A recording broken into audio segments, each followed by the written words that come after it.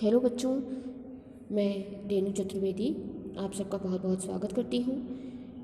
आज से हम शुरू कर रहे हैं कक्षा 10वीं हिंदी की पाठ्य पुस्तक स्पर्श भाग 2 का पाठ्यक्रम। आज हम पढ़ेंगे पाठ 1 साखी। इसमें आपको कबीरदास जी की 8 साखियाँ दी गई हैं। साखियों को पढ़ने से पहले हम कबीरदास जी के बारे में कुछ जानते हैं। कबीरदास जी बचपन से अनपढ़ थे। उन्होंने अपने काव्यों को मौखिक रूप दिया। उनके अनुयायियों ने, शिष्यों ने उन्हें लिखित रूप दिया है। उनका जन्म एक विधवा ब्राह्मणी के गर्भ से हुआ। लोकलाज के डर से उन्होंने लहरतारा तालाब के किनारे उन्हें छोड़ दिया। वहाँ से उन्हें एक दंपत्ति ने गोद लिया और उनका पालन पोषण किया। साखी का तात्पर्य है प्रत्यक्ष ज्ञान, जो कि गुरु के द्वारा शिष्य को दिया जाता है। आइए हम पढ़ते हैं। ऐसी वाणी बोलिए मन का आपाक होए, अपना तन शीतल करे औरन को सुख होए। वाणी का अर्थ है बोली, आपा अर्थात अहम, अहंकार, खोई त्याग करना, शीतल ठंडा, औरन यानी दूसरों को, होई यानी होना। प्रसंग इस प्रकार है। प्रस्तुत साखी हमारी हिंदी पाठ्य पुस्तक स्पर्श 2 से ली गई है। इस साखी के कवि कबीरदास जी हैं। इसमें कबीर ने मीठी बोली बोलने और दूसरों को दुख ना देने की बात कही है। व्याख्या इस प्रकार है। ऐसी वाणी बोलिए मन का आपाक होए, अपना तन शीतल करे औरन को सुख होई। कबीरदास जी कहते हैं कि हमें अपने मन का अहंकार त्याग कर ऐसी भाषा का प्रयोग करना चाहिए जिससे हमारा अपना तन मन भी स्वस्थ रहे और दूसरों को भी कोई कष्ट ना हो, अर्थात दूसरों को भी सुख की प्राप्ति हो। दूसरी साखी देखते हैं। कस्तूरी कुंडली बसे मृग ढूंढे बन माही, ऐसे घटी घटी राम है दुनिया देखे नाही। कुंडली अर्थात नाभि, मृग अर्थात हिरण, घटी घटी अर्थात कण कण। प्रस्तुत साखी हमारी हिंदी पाठ्य पुस्तक स्पर्श 2 से ली गई है। इसके कवि कबीरदास जी हैं। इन 2 लाइनों को, इन 2 पंक्तियों को आपको हमेशा अपने प्रसंग में शुरुआत इन्हीं लाइनों से करनी है। और जो व्याख्या हमारी कहती है, जो हमें साखी बता रही है, उसका समावेश हम हर प्रसंग में इन 2 लाइनों के बाद करेंगे। इसके कवि कबीरदास जी हैं। इसमें कबीर कहते हैं कि संसार के लोग कस्तूरी हिरण की तरह हो गए हैं। जिस प्रकार हिरण कस्तूरी प्राप्ति के लिए इधर उधर भटकता रहता है, अर्थात वन वन घूमता रहता है, उसी तरह लोग ईश्वर प्राप्ति के लिए भटक रहे हैं, किंतु अपने मन में नहीं देख रहे हैं। किंतु ईश्वर कहाँ है? ईश्वर तो उनके मन में निवास करता है। जिस प्रकार कस्तूरी जो है वो हिरण के अंदर ही होती है, लेकिन वह वन वन भटकता रहता है। इसी प्रकार व्यक्ति भी दुनिया में इधर उधर भटक रहा है, किंतु अपने मन में नहीं देख रहा है, क्योंकि भगवान तो उसके अंदर ही है। कबीरदास जी कहते हैं कि जिस प्रकार एक कस्तूरी हिरण कस्तूरी की खुशबू को जंगल में ढूंढता फिरता है, जबकि वह सुगंध उसी की नाभि में विद्यमान होती है, परंतु वह इस बात से बेखबर होता है, उसी प्रकार संसार के कण कण में ईश्वर विद्यमान है और मनुष्य इस बात से बेखबर ईश्वर को देवालयों और तीर्थों में ढूंढता है। कबीर जी कहते हैं कि अगर ईश्वर को ढूंढना ही है तो अपने मन में ढूंढो। जब मैं था तब हरि नहीं, अब हरि है मैं नाही, सब अंधियारा मिट गया जब दीपक देखा माही। मैं का अर्थ होता है अहम, अहंकार, हरि अर्थात परमेश्वर, अंधियारा अर्थात अंधकार। प्रसंग उसी प्रकार रहेगा।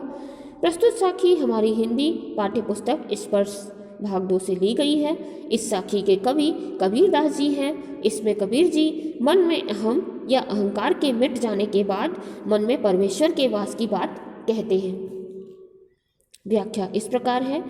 कबीर जी कहते हैं कि जब हृदय में मैं अर्थात मेरा अहंकार, मैं अर्थात क्या होता है, अहंकार था, तब इसमें परमेश्वर का वास नहीं था। किंतु जब हृदय में अहंकार नहीं है तो इसमें प्रभु का वास है। अर्थात जब मैंने अहंकार को हटा दिया तो मेरे मन में प्रभु स्वयं ही आ गए। जब परमेश्वर नामक दीपक के दर्शन हुए तो अज्ञान रूपी अंधकार का विनाश हो गया। सुखिया सब संसार है, खाए और सोवे, दुखिया दास कबीर है, जागे और रोवे। सुखिया अर्थात क्या हो गया, सुखी, अरु अज्ञान रूपी अंधकार, सोवे यानी सोए हुए, दुखिया अर्थात दुखी, रोवे अर्थात रो रहे। प्रसंग इस प्रकार ही रहेगा। प्रस्तुत साखी हमारी हिंदी पाठ्य पुस्तक स्पर्श भाग 2 से ली गई है। इस साखी के कवि कबीरदास जी हैं। इसमें कबीर जी अज्ञान रूपी अंधकार में सोए हुए मनुष्यों को देखकर दुखी हैं और रो रहे हैं। व्याख्या देखेंगे। कबीर जी कहते हैं कि संसार के लोग अज्ञान रूपी अंधकार में डूबे हुए हैं, अपनी मृत्यु आदि से भी अनजान सोए हुए हैं। ये सब देखकर कबीर दुखी हैं और वे रो रहे हैं। वे प्रभु को पाने की आशा में हमेशा चिंता में जागते रहते हैं, जबकि संसार तो सोया हुआ है। विरह भुवंगम तन बसे, मंत्र न लागे कोई, राम वियोगी ना जिवे, जिवे तो बोरा होई। विरह अर्थात बिछड़ने का गम, भुवंगम अर्थात भुजंग एक प्रकार का सांप, बोरा यानी पागल। प्रसंग देखते हैं। प्रस्तुत साखी हमारी हिंदी पाठ्य पुस्तक स्पर्श 2 से ली गई है। इस साखी के कवि कबीरदास जी हैं। इसमें कबीर कहते हैं कि ईश्वर के वियोग में मनुष्य जीवित नहीं रह सकता और अगर रह भी जाता है तो वह पागलों की भांति हो जाता है। व्याख्या देखेंगे। कबीरदास जी कहते हैं कि जब मनुष्य के मन में अपनों से बिछड़ने का गम सांप बनकर लौटने लगता है तो उस पर ना कोई मंत्र असर करता है और ना ही कोई दवा असर करती है।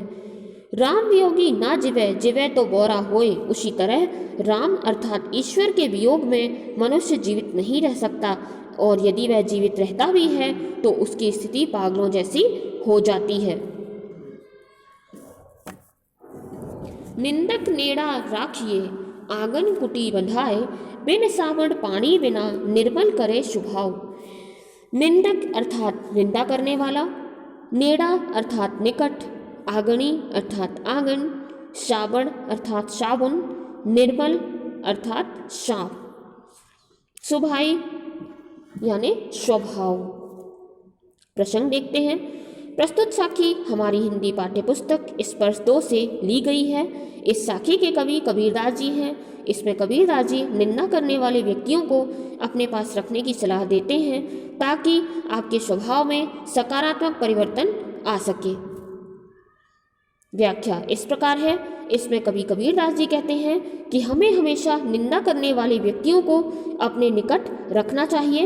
हो सके तो अपने आंगन में ही उनके लिए घर बनवा लेना चाहिए, अर्थात हमेशा अपने आसपास ही रखना चाहिए ताकि हम उनके द्वारा बताई गई हमारी गलतियों को सुधार सकें। इससे हमारा स्वभाव बिना साबुन और पानी की मदद के ही साफ हो जाएगा।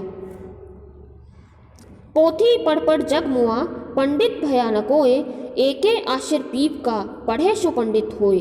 पोथी यानी पुस्तक, मुआ अर्थात मरना, भया यानी बनना, आशिर यानी अक्षर, पीप यानी प्रिय। प्रसंग देखते हैं। प्रस्तुत साखी हमारी हिंदी पाठ्य पुस्तक स्पर्श भाग 2 से ली गई है। इस साखी के कवि कबीरदास जी हैं। इसमें कबीरदास जी पुस्तक ज्ञान को महत्व ना देकर ईश्वर प्रेम को महत्व देते हैं। पोथी पढ़ जग मुआ, पंडित भयानक होए, एके आशिर पीप का, पढ़े सो पंडित होए।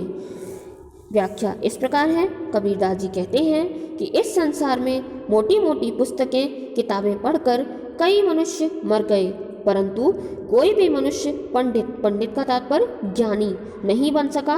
यदि किसी व्यक्ति ने ईश्वर प्रेम का एक भी अक्षर पढ़ लिया होता तो वह पंडित बन जाता। अर्थात ईश्वर प्रेम ही एक सच है, इसे जानने वाला ही वास्तविक ज्ञानी है। हम घर जालिया आपड़ा लिया मुराड़ा हाथ, अब घर जालो ताश का जे चले हमारे साथ ही। जालिया अर्थात जलाया, आपड़ा यानी अपना, मुराड़ा अर्थात जलती हुई लकड़ी या ज्ञान, जालो यानी जलाऊं, ताश का यानी उसका। प्रसंग इस प्रकार ही रहेगा। प्रस्तुत साखी हमारी हिंदी पाठ्य पुस्तक स्पर्श भाग 2 से ली गई है। इस साखी के कवि कबीरदास जी हैं। इसमें कबीर मोह माया रूपी घर को जलाकर अर्थात त्याग कर ज्ञान को प्राप्त करने की बात करते हैं। हम घर जालिया आपना लिया मुराड़ा हाथ, अब घर जालो ताश का जे चले हमारे साथ। कबीरदास जी कहते हैं कि उन्होंने अपने हाथों से अपना घर जला दिया है, अर्थात उन्होंने मोह माया रूपी घर को जलाकर ज्ञान प्राप्त कर लिया है। अब उनके हाथों में जलती हुई मशाल लकड़ी है यानी ज्ञान है। अब वे उसका घर जलाएंगे जो उनके साथ चलना चाहता है, अर्थात उसे भी मोह माया से मुक्त होना होगा जो ज्ञान प्राप्त करना चाहता है। उम्मीद है आपने साखी पाठ को बहुत अच्छे से समझा होगा। धन्यवाद। मिलते हैं अगले वीडियो में। अगले वीडियो में मैं इसके अभ्यास लेकर आऊँगी, इसके प्रश्नोत्तर लेकर आऊँगी।